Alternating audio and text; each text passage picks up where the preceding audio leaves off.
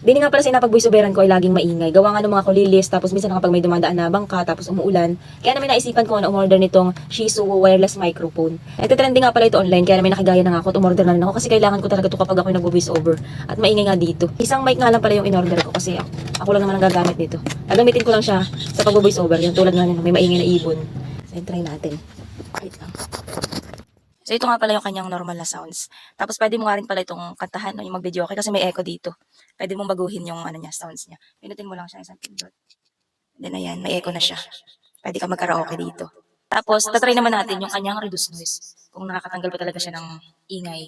Papaingayan ko nito electric fan kasi hindi na masyadong maingay ngayon. Try natin. Yan. Ba maingay. Tapos, i-reduce noise natin siya.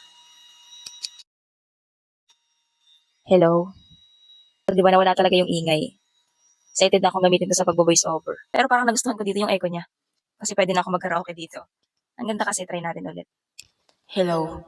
So parang gandang kumantaan no, kaso nga lang ako i-pause ngayon. Sa mga boses kakado.